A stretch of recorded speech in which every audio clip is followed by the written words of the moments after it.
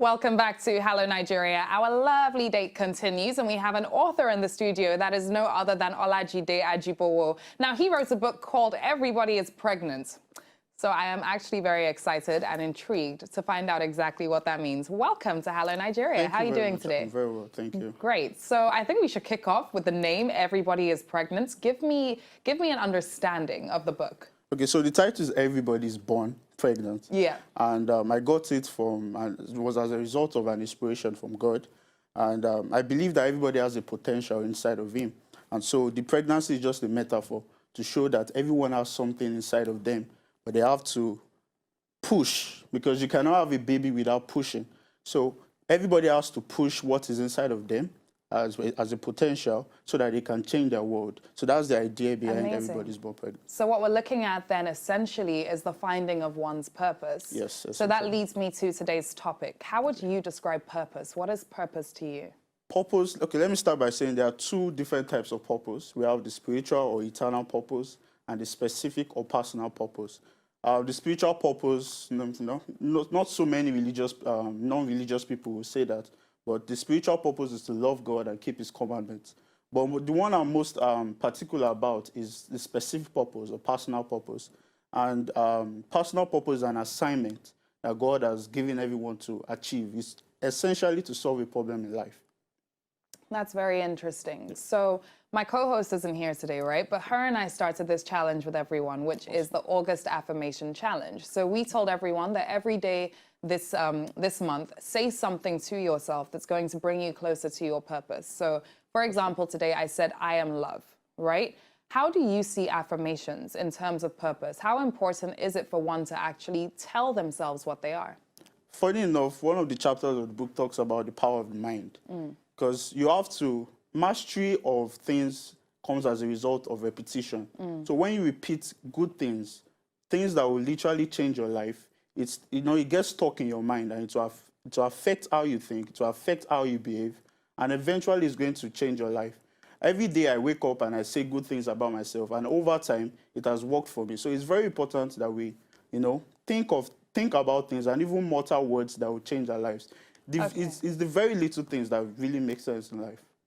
Okay, all right. Now let's get to know you, right? Let's get to know you and not just see you on the surface. Okay. What inspired you to become so passionate about purpose?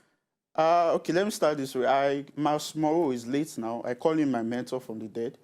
He came to my church some 2 years ago, and I was in front row, and he said something. He said, the graveyard is the richest place because there's so many dreams not realized, there's so many purposes not fulfilled. And that kicked something in my spirit. I went back home, and right from there, I formed a group called Rise, Redefining Your Self-Esteem. And from there, the passion, it's as if he planted a seed inside of me, and it started growing right from 2016 to this very moment. And ever since, everything I've done, the conferences, the hangouts, it has been to help people. And right from time, you see me go back to the back of my compound, and I would just be talking to myself, imagining that I'm talking to people. So the passion has been there right from time, and Masmo kicked that. What would you say was the lowest point in your life? Well, at a point in time, I was depressed. I had suicidal thoughts, but it wasn't so serious. But my childhood days, I wasn't so secure. I wasn't so open. I still call myself an introvert, but I've embraced my introversion, and I see strength within. And that has helped my career, it has helped myself and my life. Yeah. All right, let's focus on depression and suicide for a second. This is something that I think we can never speak about enough. Now, yes. Nigeria is the world's 30th most suicidal country, yet suicide is criminalized by law in Nigeria. How does that make you feel? It's terrible. It's terrible, but I don't see anything against that law. But because what I would say is that the government should establish more firms, more organizations, non-governmental organizations should come up and talk to people, because people are really lonely.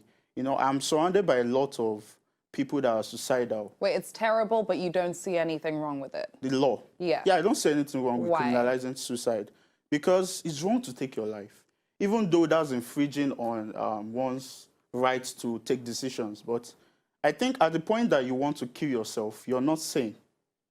You're not thinking right, because the pressure is as if they are pouring blocks on you and you can't think right. But then is that your fault? Is that something that you it's should nobody's have fault. to It could be, serve something else for? it's nobody's. It could be your fault. It could not be your fault. It could be the situation you're in. But that's the role of the government, to see that they help you. And I feel that's a way the law is helping people to prevent them from committing suicide. But Okay, how effective is that let me law? phrase it in a different way. Sorry, I like to get to the crux of the matter on certain things. Okay. Now, when you were depressed and when you suffered with suicidal thoughts, let's say, God forbid, you had taken a certain step towards those thoughts and it failed, okay? So you still survived and you were criminalized for that. How would you feel?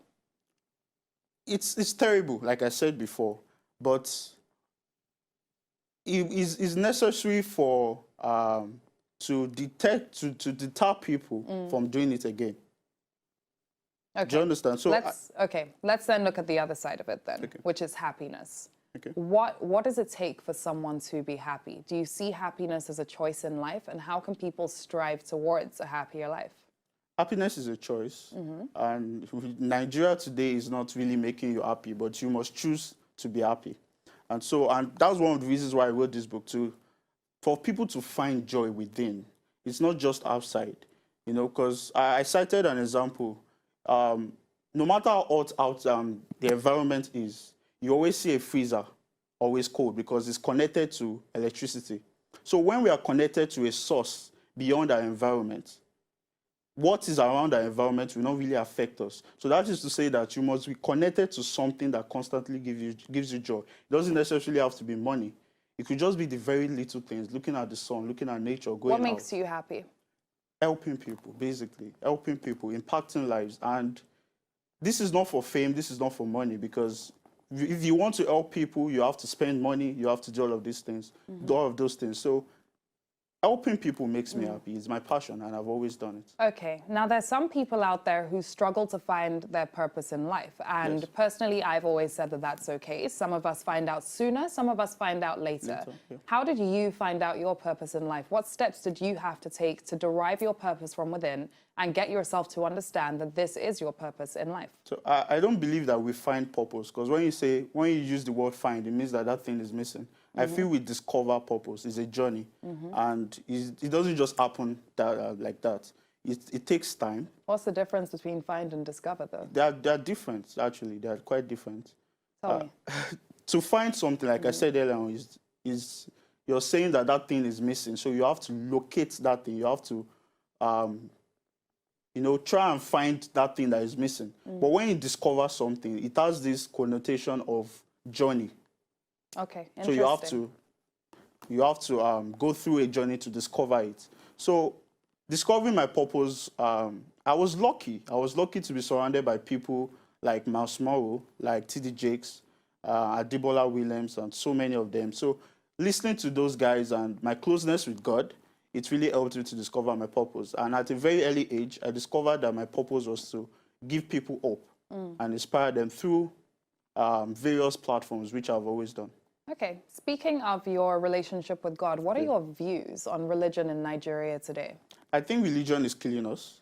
I don't know if this will be controversial, but I'll say Christ is not religious. Jesus is not religious. God is not religious. More of a lifestyle. Yes, exactly. It's a lifestyle. So Christianity is not this might seem somehow, but Christianity is beyond religion. It's a relationship.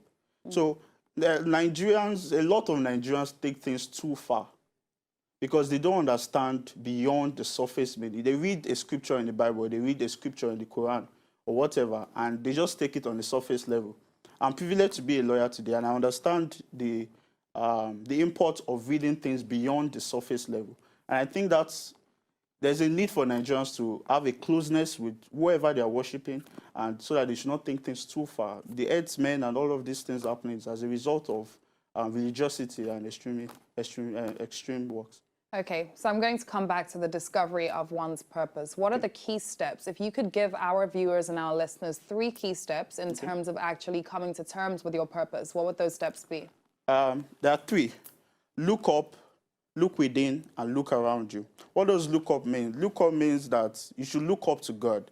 Now, I don't say this as a Christian. You could be a Muslim. So look up to God. Only God can discover. Because Miles Moore will say that a manufacturer is the only person that can tell you what your purpose is about. A mechanic could say some things about a car, but it's only that producer of that car that can say things in details. So look up to God, then look within. Because purpose is not something that is missing.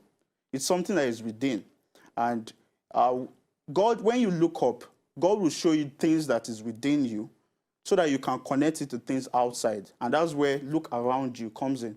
So you see that you have this attachment to certain things. As growing up, I realized that I loved listening to people than even talking most times. So I realized that my purpose was moving towards empowering people, meeting people. So look up to God. God will tell you to look within, and when you find that which is within, you'll be able to look around you to help yourself. So what about those who don't believe in God? Where do they look to? In the book, I said that it's not possible to discover purpose without God. Okay. It's impossible.